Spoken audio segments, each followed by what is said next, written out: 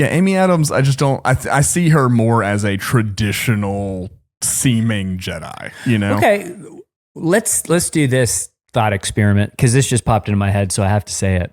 What if it's not like he's not Luke Skywalker's son, and that is not Mara Jade, but what if he was born of the Force, like a virgin birth again, and that's what makes him special? Like, okay, something's weird with this kid. Like, we're starting the cycle again.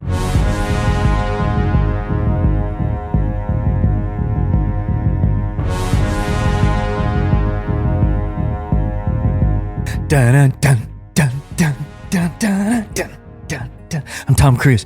Yeah, the video watchers will have an easier time determining that than the audio listeners. But Alex is running, making one face at different intensities. The Mission Impossible theme is playing. Yeah, it's his impression of Tom Cruise directing a Star Wars film from the wing of a 747. No joke. Okay.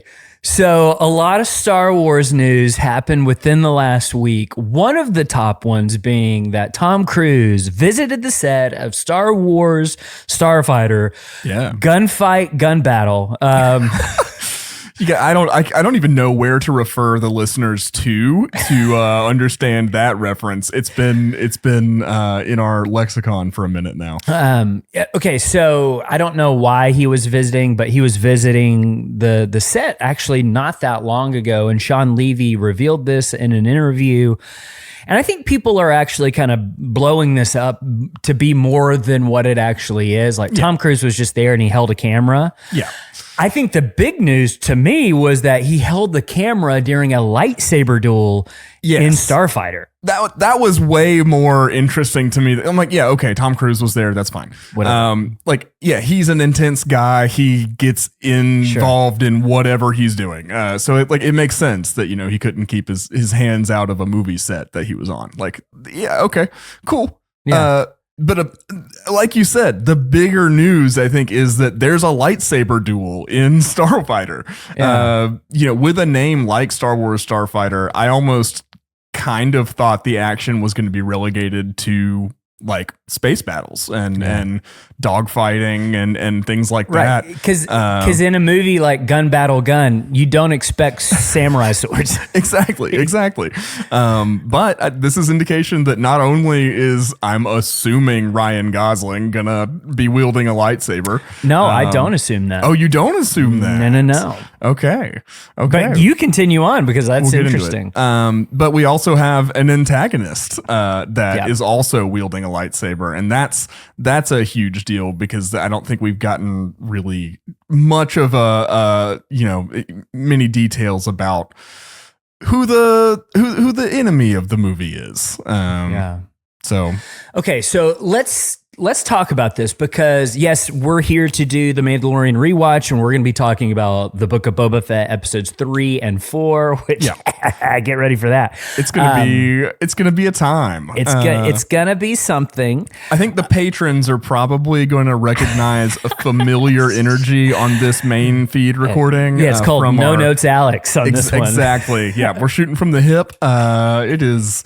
It's gonna be fun. It's gonna be something. So get ready for that. But let's break down this Starfighter news because I think it's really interesting. And if I'm being just straight up, cards on the table, I am probably the most excited about this Star Wars project out of anything coming right now. Like, I think, of course, as we get that first official trailer from the Mandalorian Grogu, that will shift. Yes. And then, of course, when we start talking about Ahsoka season 2, all that, like, whatever. But like, they keep putting this Starfighter news in front of me, and I just can't help but get excited about it because of like, hey, they're actually talking about it. They're actually like revealing important information about what this movie actually is. They're kind of like, Sean Levy, I don't think follows the mystery box ethos, which is great. Yeah. I love that, we are getting promotional materials and little bits and pieces and teases here and there. I think maybe one aspect that's contributing to Starfighter being so exciting is it's new characters. It's a new time period. It's the furthest in the timeline. Exactly. So I think just the possibilities for what that project can be, I think, feel endless. It's limitless potential right now. Whereas for projects like The Mandalorian and Grogu, we kind of know what pieces are on the board. I'm sure there's going to be some surprises and maybe some cameos, and I don't expect I don't expect like earth shatter. Like, it's kind of limited in what it can do because we still have more of the Mandoverse to go. Exactly. We're not going to get like a new Sith Lord in The Mandalorian and Grogu. Whereas if we did, wow. Yeah, that'd be wild. That'd be a bigger surprise than The Mandalorian dropping an episode in a different show. But yeah, but now that we're getting news about Starfighter and apparently a lightsaber duel being filmed, it is on the table that, we could be having, a new Sith Lord. Like, who knows what would happen? Because I think maybe that's one thing that's kind of affecting the hype train for that a little bit. But like you said, like, we're going to get hyped and amped for The Mandalorian. Oh, yeah. We get hyped for everything Star Wars. Exactly. Like when the 9th Jedi series comes out, we'll be just as hyped about that as anything. But okay, so let's put all the pieces together. What we know about Star Wars Starfighter, gun battle gun, is that we need to make that shirt, gun battle gun. It's 5 years after the Rise of Skywalker. Okay, so it's 5 years after the Rise of Skywalker.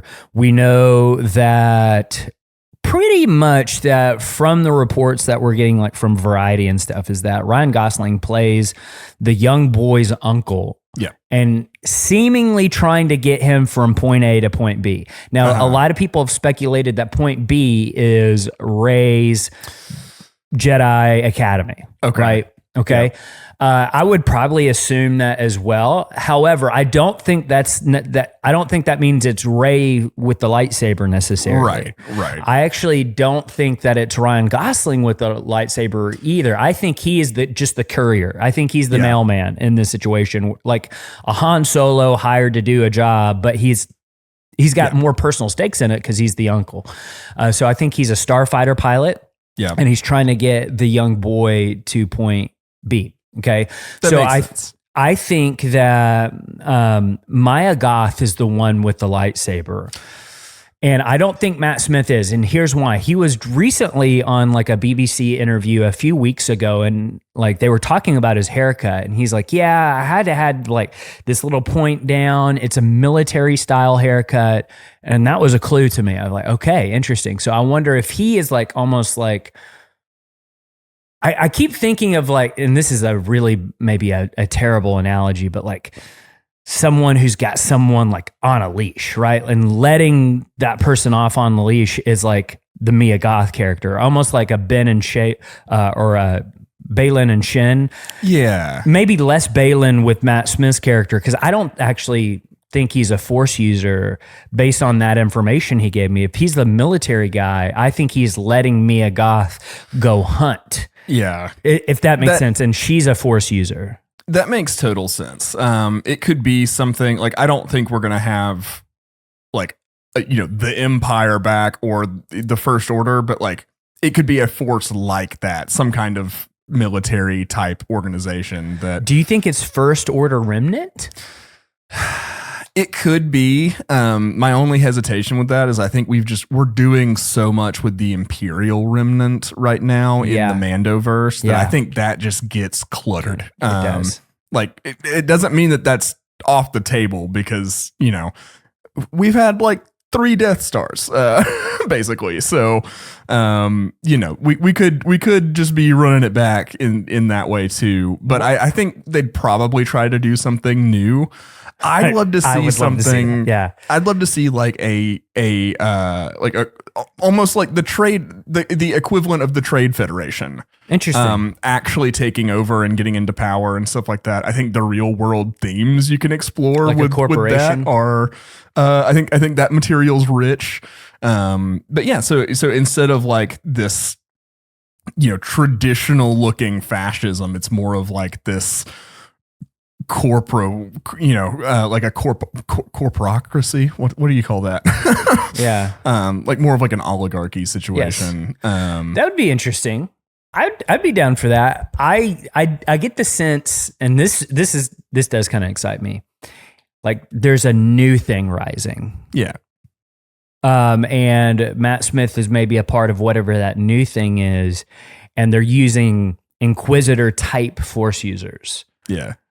Which would be super interesting. And maybe she's a Knight of Ren who's been like, has nothing to do and now works for this new thing. That's a great pull there. Because, the Knights of Ren are pretty open to like that legacy can continue on. Right. The board's pretty like the slate is pretty clean as far as it goes with them.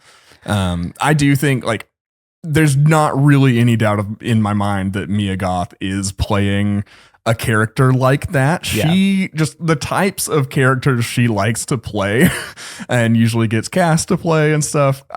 I don't see her as being just a normal person in the galaxy. I think there's the dark side is going to be at play. I would imagine so. Okay, so she has to have someone to fight. Here's my proposal. I think it's Amy Adams' character.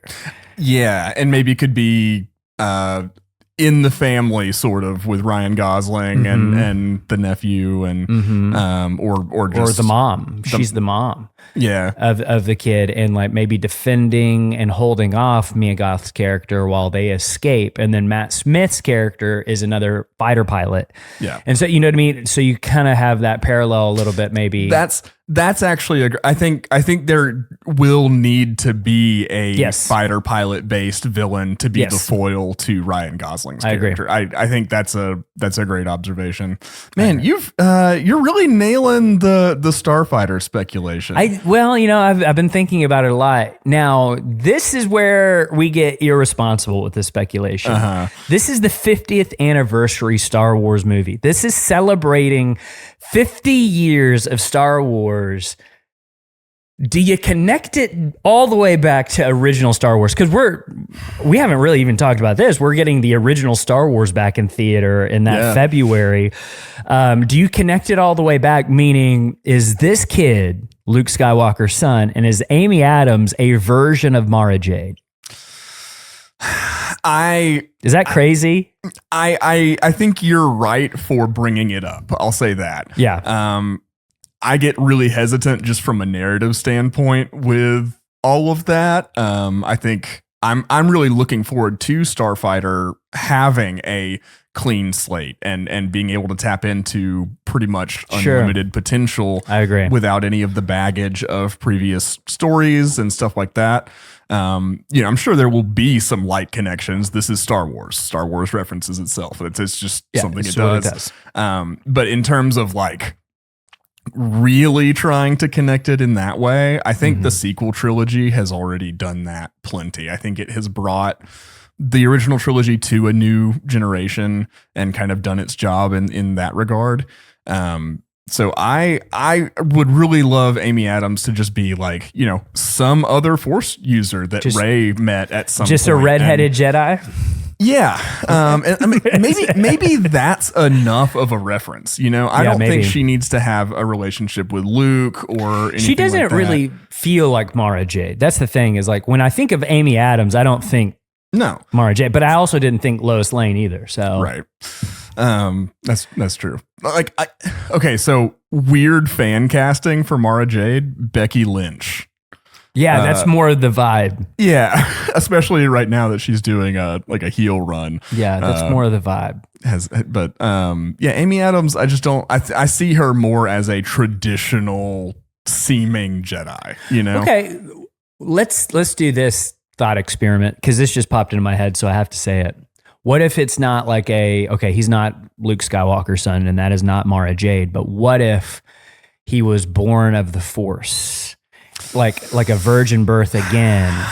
And that's what makes him special. Like, okay, something's weird with this kid. Like, we're starting the cycle again. Yeah.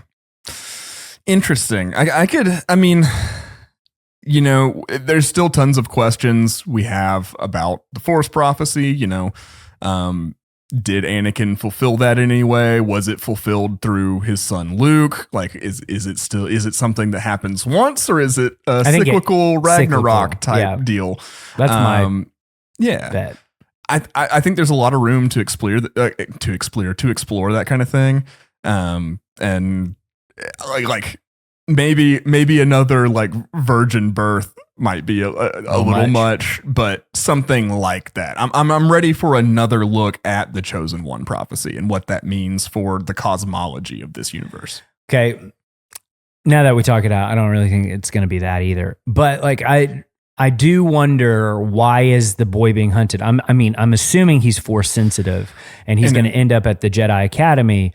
But like, what does that mean? Why would he be hunted for that?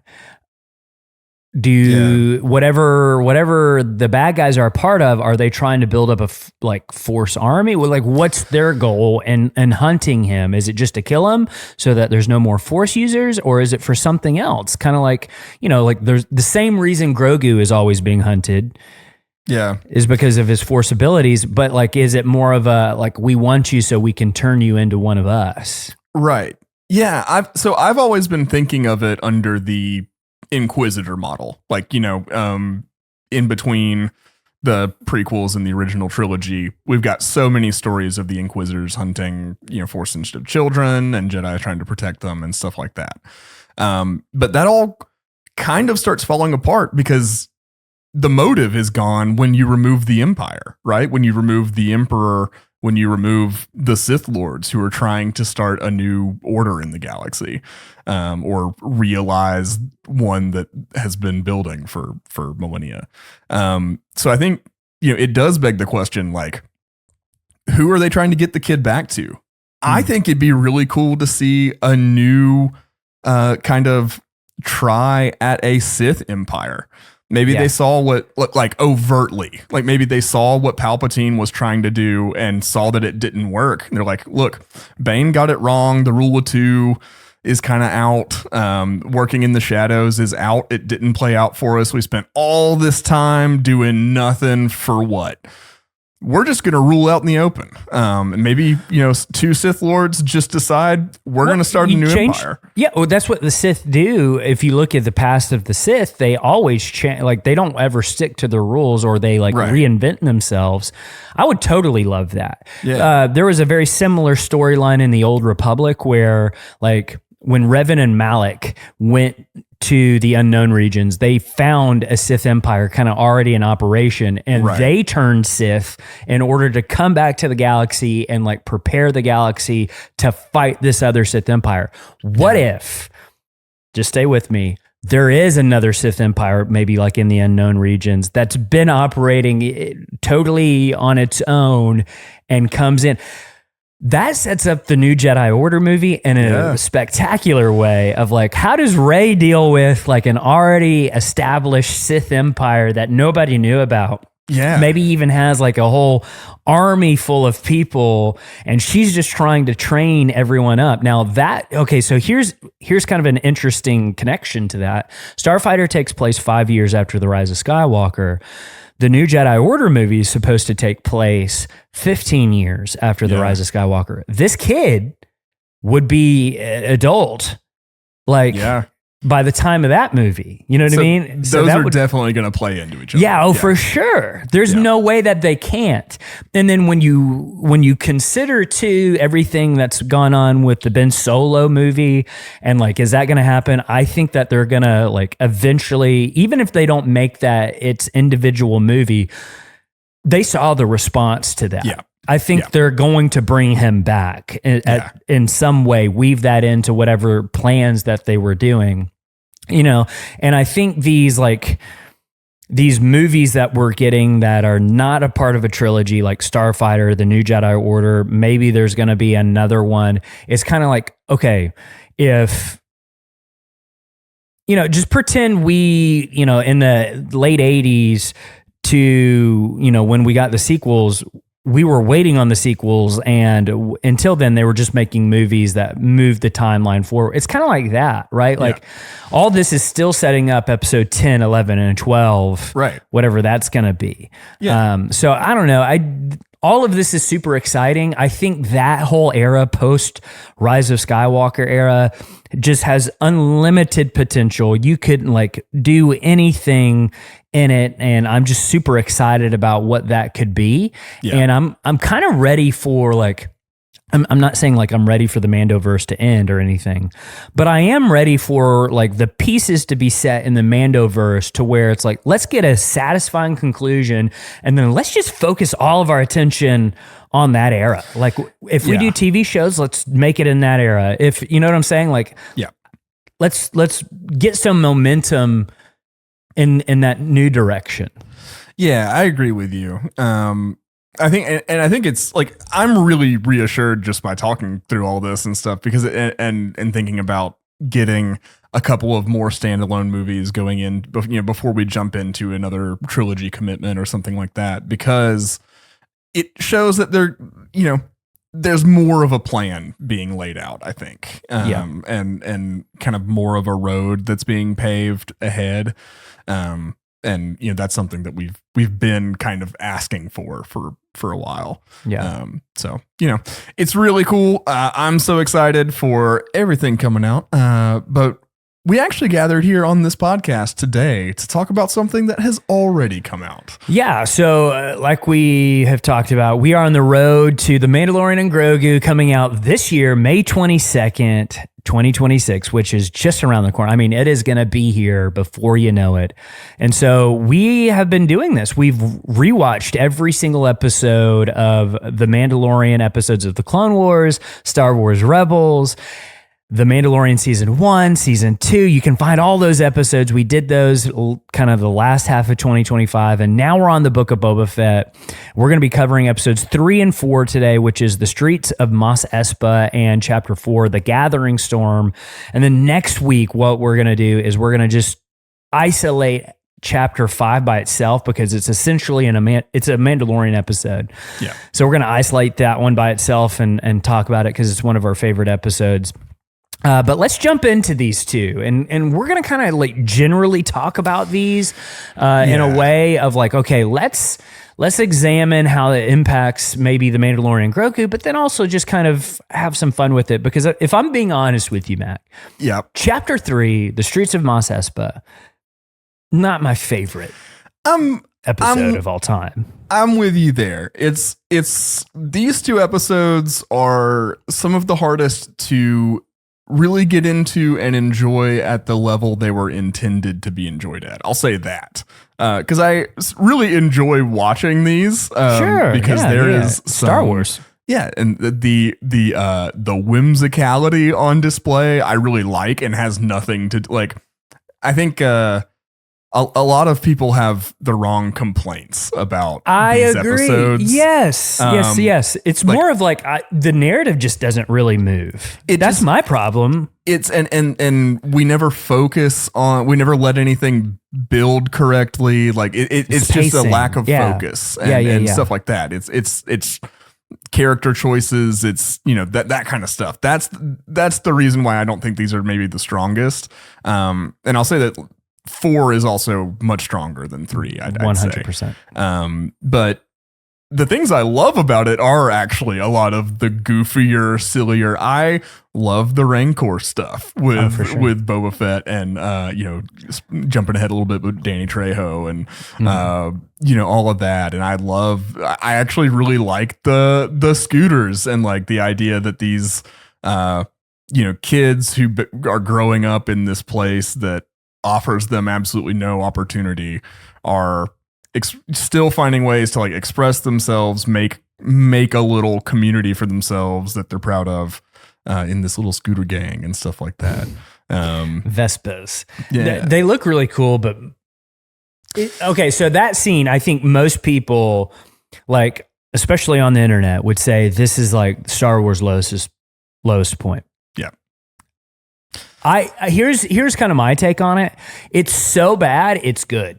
Like it's like it's like I understand why if people really don't like that scene, because it's the slowest chase scene I've ever seen. It's almost like, is this a joke? But they treat it so seriously within the text of the show. It's like, no, it's not a joke. It's almost like something I would witness on Brooklyn Nine-Nine or something. It's just like, how is this? Yeah. If this sequence was included, like reskinned to the real world in The Righteous Gemstones, like the HBO comedy, it would have fit right in, because the way like that show is, it's the dumbest, silliest, most comedically abstracted stuff that people are talking about and doing, but everyone is 100% serious about everything they're saying and doing.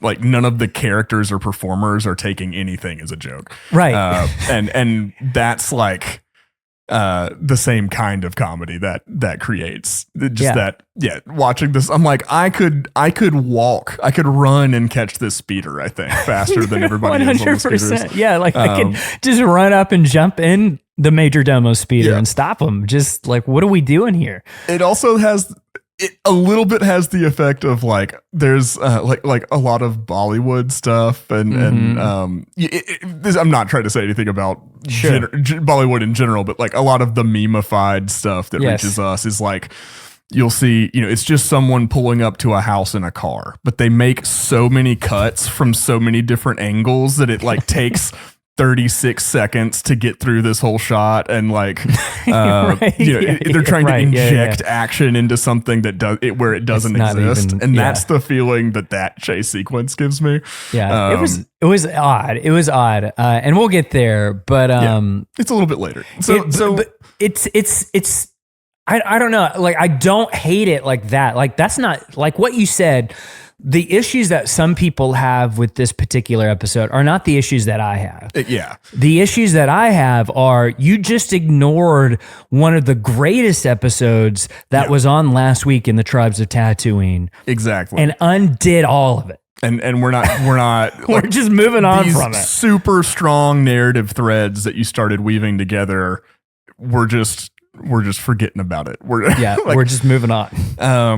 Thematically, I think the point of episode 3 is to show both the challenges that Boba Fett is up against in some more detail with the twins and like lack of respect and things like that, and then also it tries to state how Boba Fett is going to do things differently, right? And the way in which he's going to lead, and I think, the sequences where he's talking with the scooter gang about, he's kind of figuring out what the conflict is between them and the watermonger, and the watermonger, and then he's also realizing like, well, you're also like kind of ripping this community off. Like you're also part of the problem and everything. Boba Fett came in and he's like, okay, I see the economic hardship of these young people and I'm going to give them a job. Right. So, it's like, I mean, I like that. I like that he's seeing different possibilities. He's seeing the potential in these kids and,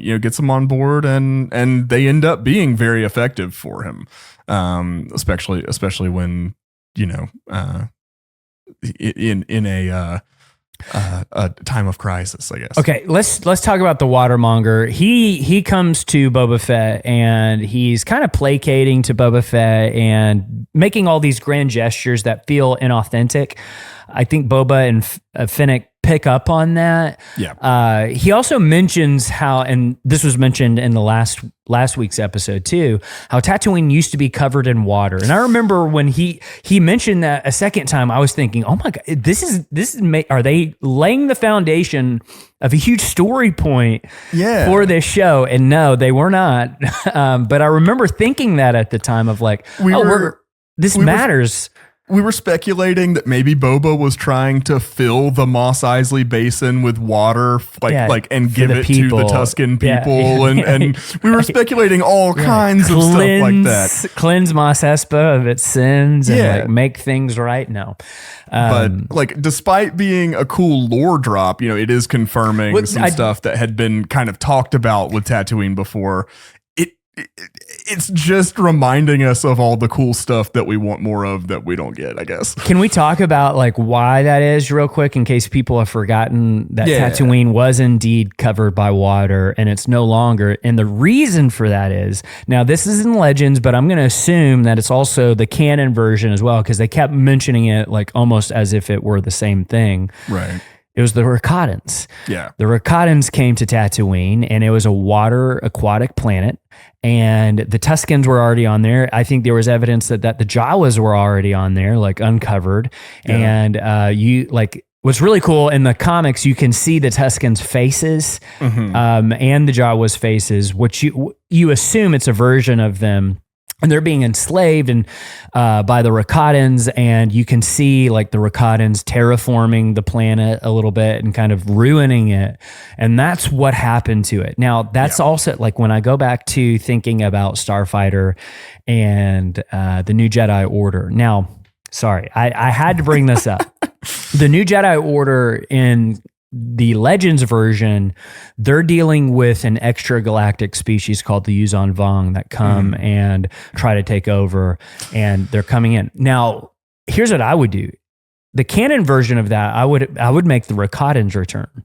Yeah. And make them the bad guys returning. They were just regrouping out in the galaxy somewhere and giving it another go. Yeah. Yeah. Maybe the Peridia galaxy. I don't know. Yeah.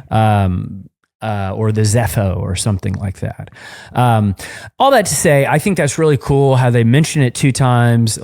Obviously, Jon Favreau did his homework when he was writing the script. I think that's one of the cool things that Jon Favreau does.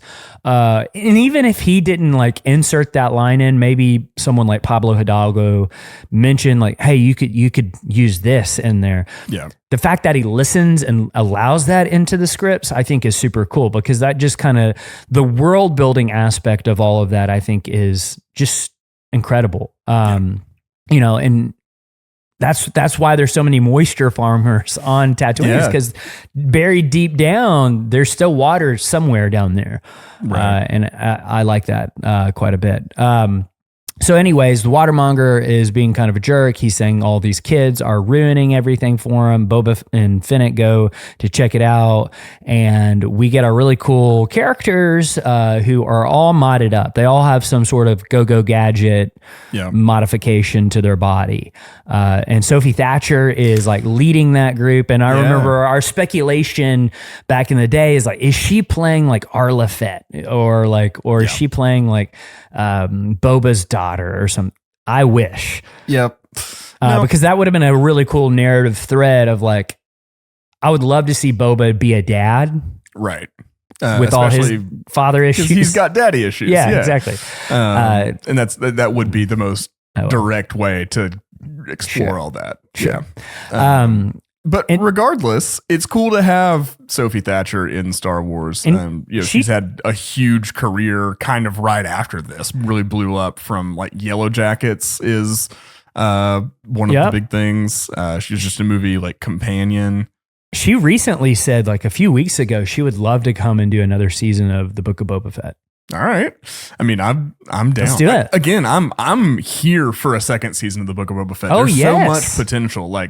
So many of our complaints stem from things that are there that we just don't get enough on. Yeah. So, if they want to do a second season, please. Let's do it. Please do it. He hires them, and then, he's got basically some bodyguards, but then we get a flashback. He goes into the Bacta flashback tank, and we see him riding a bantha among the Tusken Raider tribe, and he's going to go talk to the Pikes on their behalf of okay, he kind of knows that the Pikes keep coming through their territory. ruining everything that they've got going on. He's going to go try to make a deal with them. And then when he goes into Mos Eisley, we see the familiar spikes with the stormtrooper helmets on it. You see Pelimato and the pit droids in the background.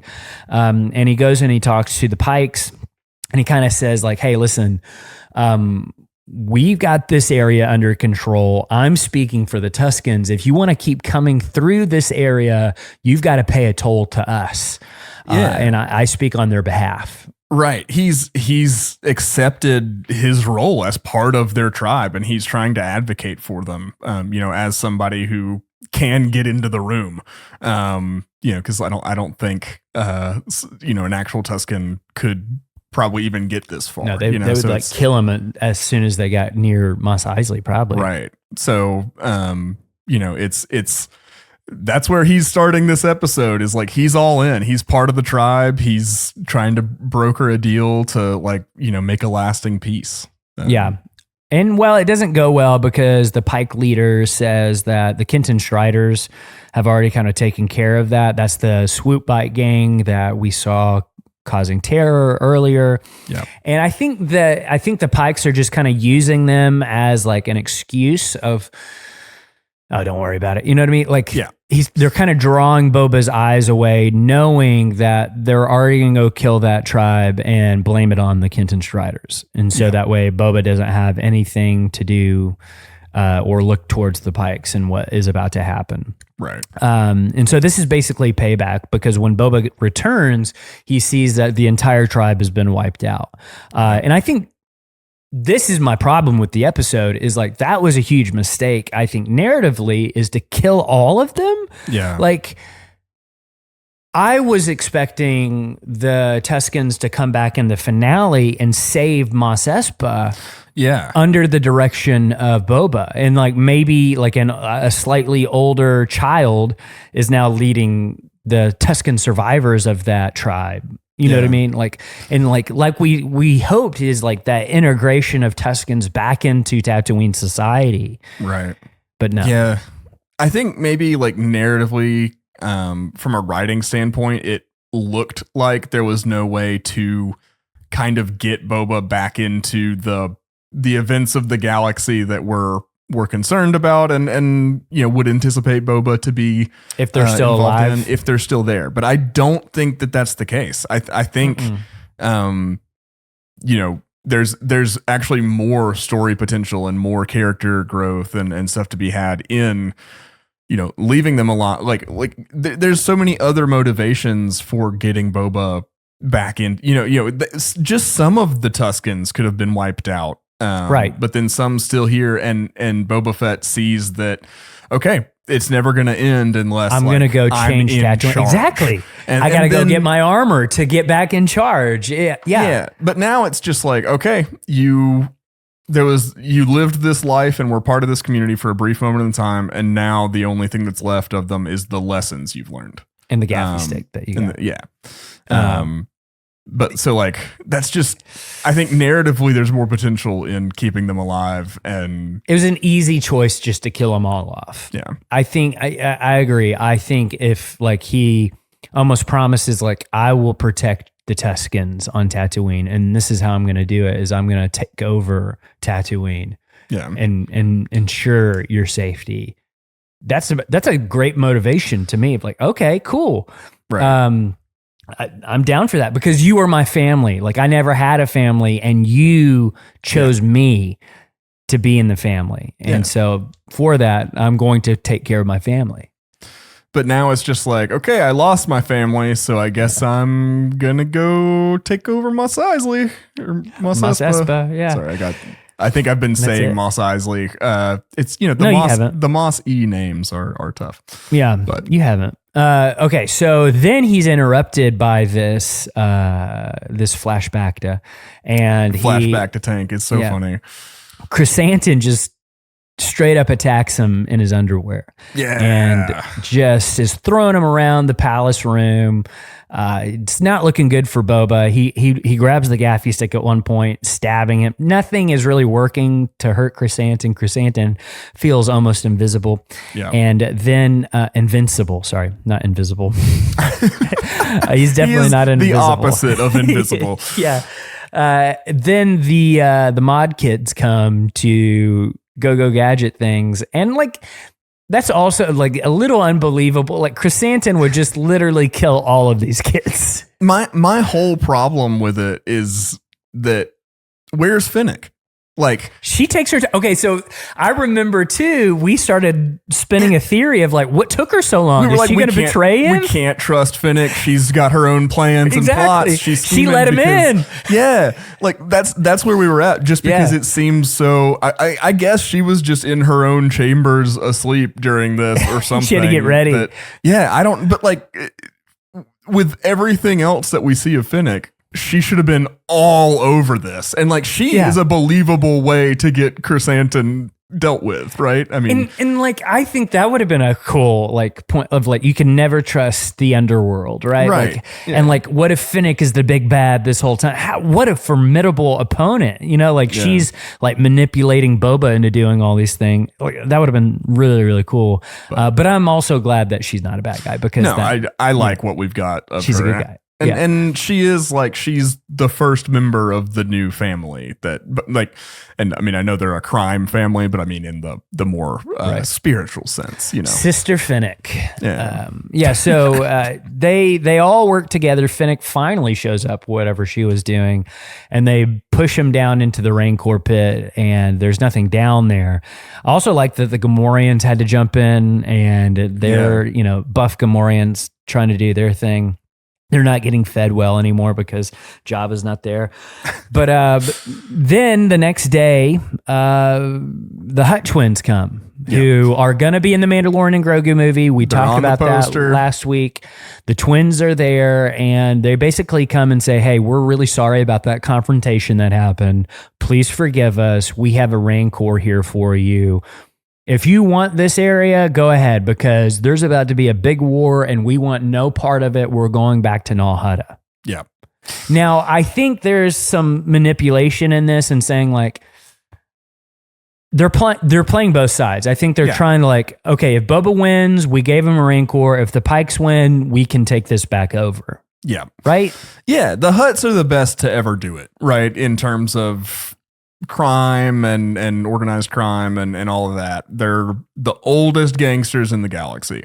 So yeah, they're sitting back, they're playing the long game. Like Boba's entire struggle and like his entire career is going to be a blip on the Hutt radar, you know? Right. It's like you're just a bounty hunter who thinks he's some big shot now. It's you know, it's like the twins are just kind of waiting for the situation to play out however it's going to play out so that they know what to do next. Like they're not concerned, they're not worried, whatever. It's just like, you know, we'll let y'all fight it out, man. Boba, we'll you have proven via this that you're not just somebody we can wipe out easy. Like you're enough of a problem that we don't want to be actively vying against you right now, but I don't think that means at all that they're accepting Boba's rule or, you know, not having plans for the future. Absolutely not. And so they give them the Rancor, and Danny Trejo's the trainer. Yeah. And then later we get a scene with him kind of explaining how Rancors work.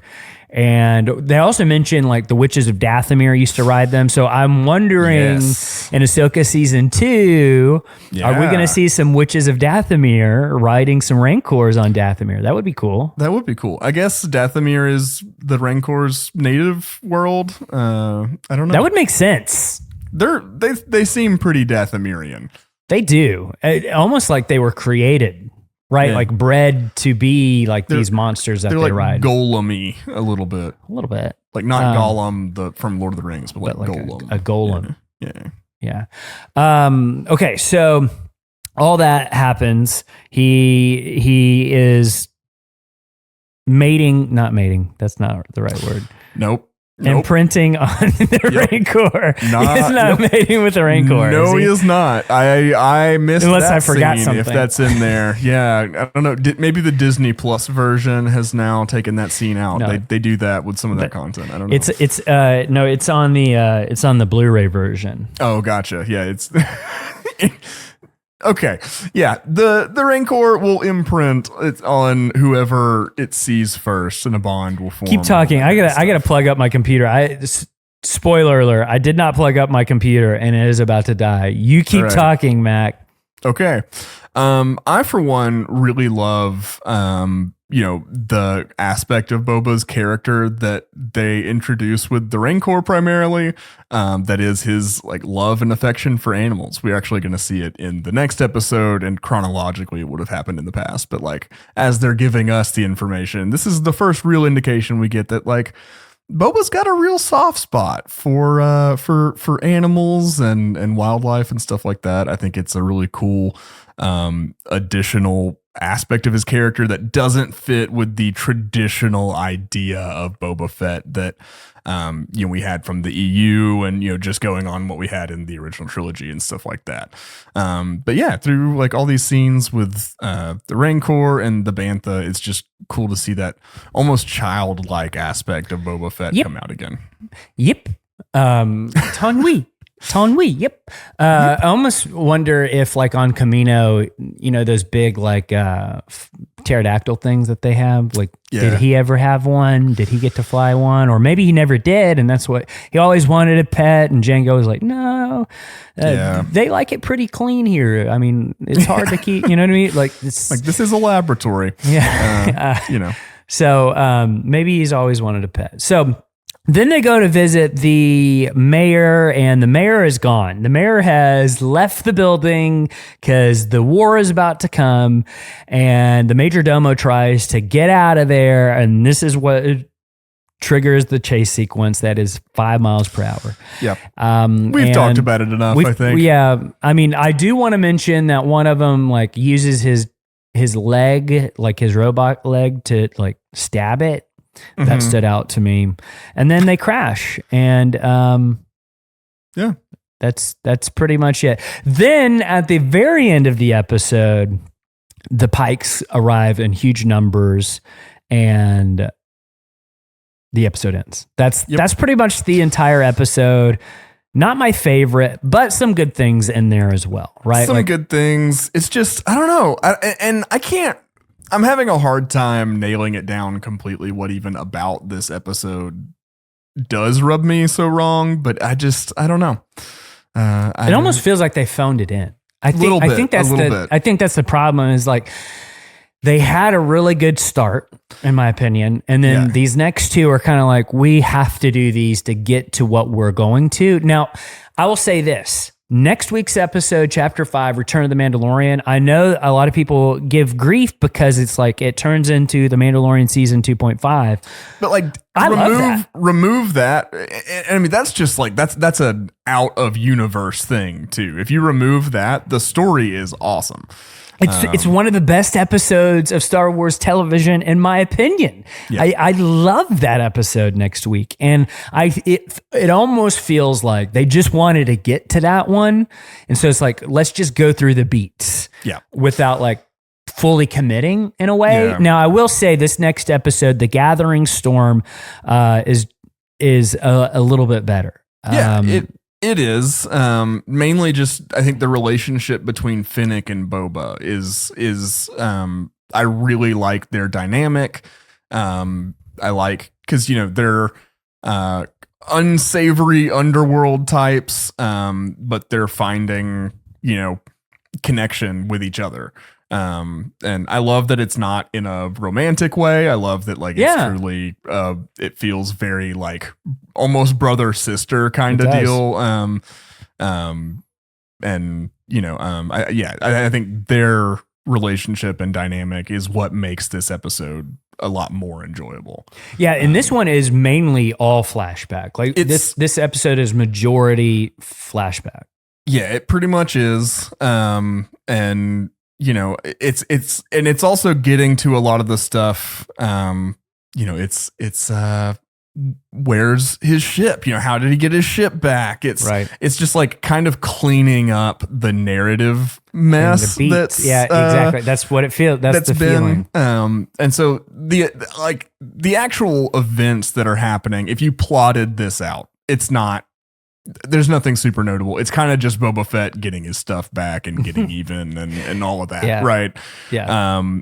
But it's the conversations that are happening along the way while all that stuff is happening, I think is the draw for the episode.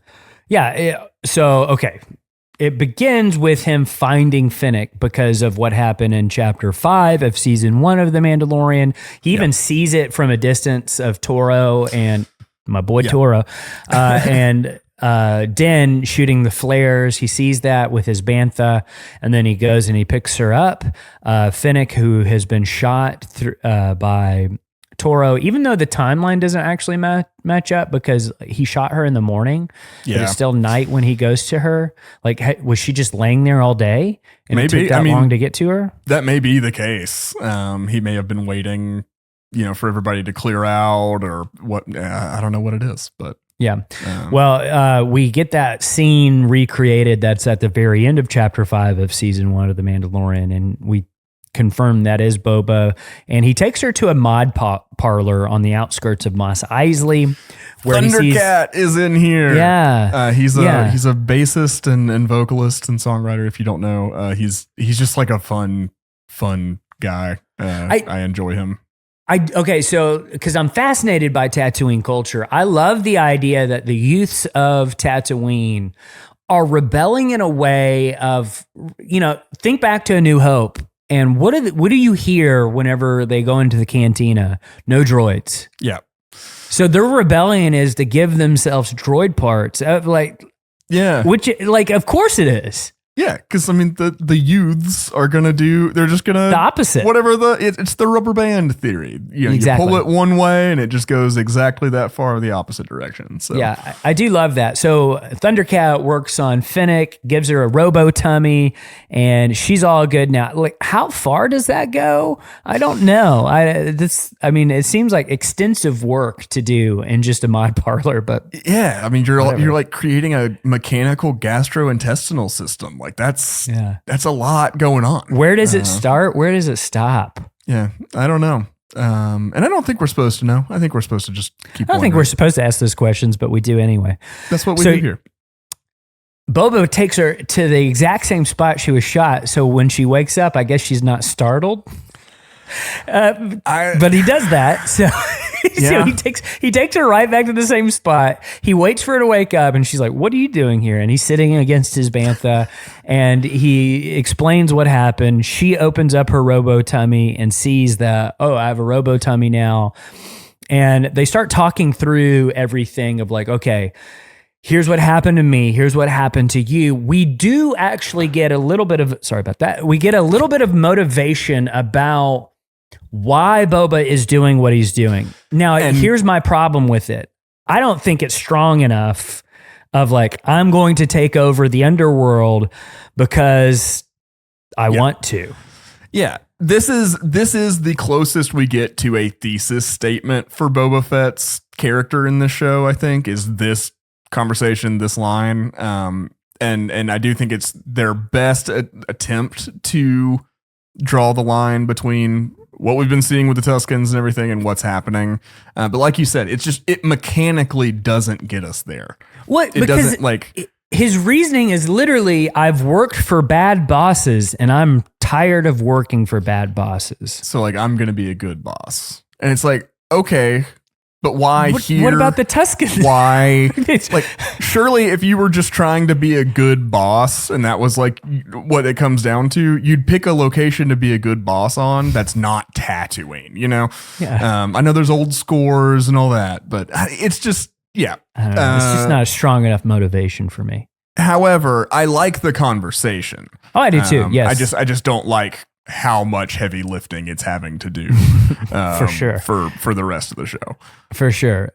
So he basically proposes to her like, hey, we can work together and we can run this whole thing. I'm tired of people like putting my life on the line and making bad decisions, bad choices. And if you and I work together, we can actually change things for the better for people.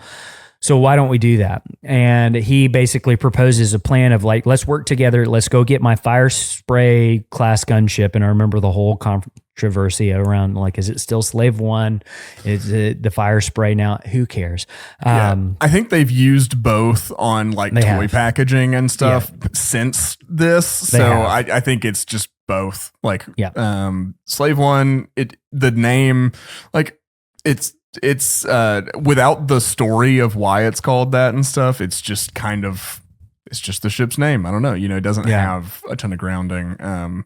It was named that because it's like Jango was kept as a slave, like in fighting pits and stuff, and then broke out by stealing that ship. And then he named, it's like the Slave One or whatever. But I don't know. I think it's both. It doesn't matter. In Dark Empire 2, when Boba Fett comes back in the EU, he has Slave 2, and it kind of looks like the Razor Crest. Oh, interesting. Kind of looks like the Razor Crest. Anyways, they infiltrate Jabba's palace. They do the fun spy stuff. She sends a drone in there and sees how many people are in there, and they infiltrate through catering. There's a General Grievous type cutting droid. That's fun. The little rat catcher droid is fun when he catches him and he gets so scared he just kind of shuts himself off. Yeah. Like I love these droids and stuff. I don't love that this is the most action we see Boba do. Like pretty much all episode, and it's pretty much it. It's to catch a little rat droid. Then they reach the hangar and they have a big battle inside the hangar, and Boba gets inside the hangar or inside the ship and shoots his way out. Fennec jumps on the ship by shooting a 4-legged gonk droid. Poor droid. Gonk. Because that droid did nothing. No. Innocent bystander. Gonk droids are like batteries. That's why she shot him. But they're batteries that like you want to hug. Yeah, it's a sentient battery. And then he takes Slave One and he this is the funniest thing to me. He goes and he starts just murking everybody. First thing he does is he kills the Kenton Striders. Mm-hmm. Even though they're not really the ones that killed the Tuscans, he takes them out anyway. He doesn't know that yet, of course. Right. He doesn't know that yet. But then the funniest thing to me is he goes to the pit of Carkoon to kill the Sarlacc. He's not going to kill the Sarlacc. He's going to look for his armor, which he still believes is in there. Oh, okay. And has to inadvertently kill the Sarlacc to escape when it wakes up and grabs the ship. He gets too close to it. He gets a little too close to it. They drop a seismic charge in it. And it is really cool. Yeah. I guess this is the second, Sarlacc pit that's unoccupied on Tatooine. The other one being where the crate dragon lived. Yeah. Yeah. So then after that whole sequence, we basically catch back up in time in terms of like, okay, then that's kind of where the Mandalorian season 2 picks up. So he spent 5 years with the Tuscans, and we just move on like it's nothing. And we're just, because like from the end of Return of the Jedi to now is about 5 to 6 years. Yeah. Like the Empire has fallen while he's been out of it, Okay. And then all of Mandalorian season 2 happens, and then he is done with his flashback to treatments. And they even say that of like, looks like you're all healed now. We're all good. We're done. We're not coming back. Basically telling the audience like, hey, we're not doing any more flashbacks. We're done with that. It's all forward from here on out. The only way through is, the only way out is one way out. One way out. Whatever. So yeah, then they basically have to set up in the present day storyline. Let's set up, okay, we got to get the crime families to us and like just kind of go over what we're going to do, how we're going to do this, how we're going to run this. So he goes to Garsa Garsa Fwip's place in the sanctuary. While he's there, Chrysanthemum is freaking out. He is fighting with Trandoshans. They have a big history. Wookiees and Trandoshans are in the same system. Trandoshans typically hunt Wookiees. They have bad blood. Like all Wookiees and Trandoshans don't like each other pretty much. Yeah. The Trandoshans also worked with the Empire to enslave a lot of Wookiees and stuff like that. So there's it goes way back. It's Hatfields and McCoys. So we're just watching it play out. Which is cool. I like that because that's always been an aspect of Star Wars back in the 90s. That's gone back there. I love how Garsa talks Chrysanthemum down. Well, she doesn't, but she does a good job in what she does.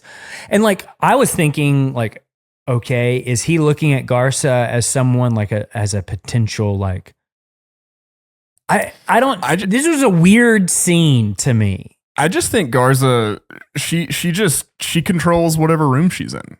She's just that kind of person. She should be the crime lord. She should.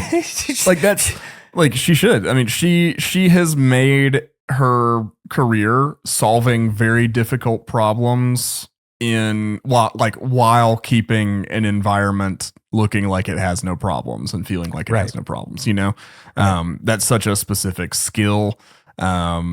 She's great. I love the way that she's trying to just de-escalate things. She's almost getting at his pride. She's like, you used to be a champion. Like, what would people say if they saw what you're doing right now? And then he still pulls their arms out of the socket. Yeah. Which I like. I do like that because it's like we've always wondered what that would look like, and now we know. It's like, but he doesn't kill everybody in the room. So I think she did de-escalate the situation. It's a win.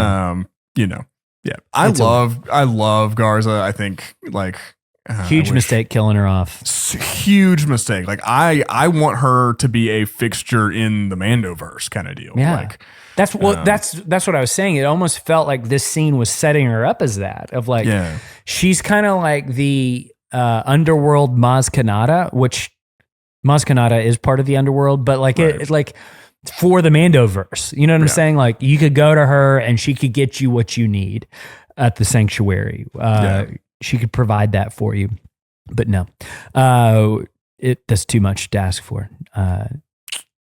Anyway, they have a banquet. They have a banquet back at Jabba's palace, now Boba's palace, and he invites the Klatooinians, he invites the Aqualish, he invites, who else does he invite? He does not invite the Pike Syndicate. He invites Doc Strassi and the Trandoshans. And he basically says, listen, we got to work together because the Pikes are coming to take over all of it. And if we all work together, we can fight them off and everything's going to be fine. We just got to make this alliance.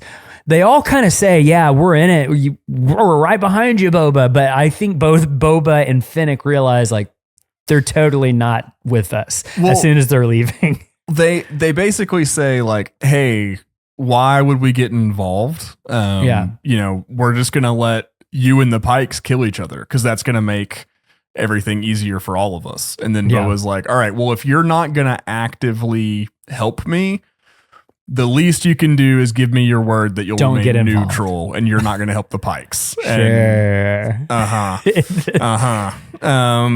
And like, I don't think anybody has any illusions that, they'll be able to count on that. So, yeah. So then the episode ends with Boba and Fennec going kind of out to the top of the tower, and they're looking out as they all leave, and the twin sons of Tatooine are setting. They basically had this discussion of like, okay, we can't rely on them to not get involved. We're going to need some muscle. We've got a ton of money. Why don't we hire some muscle? And Bo was like, yeah, I know a guy. Like we know someone who can help us. And then that's when the Mandalorian's theme plays. And we think, okay, like he's not going to show up next episode. That's probably coming. Yes. But we've got some more, like probably going to wait until the finale. And I thought when he said like, we've got some money to recruit some people, I was really hoping he would like recruit, like the bounty hunters we saw in The Empire Strikes Back to come and help him. Zuckuss, Forlom, Dengar. All of them. Yeah. That would have been really cool. Yeah. I don't think but it's just Din. Like, all he is getting is Din. That's the only person he needs. Yeah, it's wild. And it is crazy that like you said, I'm like, yeah, surely, like they played the Mandalorian theme when he said that and everything. So like, it's going to happen eventually, but surely we'll have to spend an episode trying to gather other allies, right? Exactly. No. Yeah.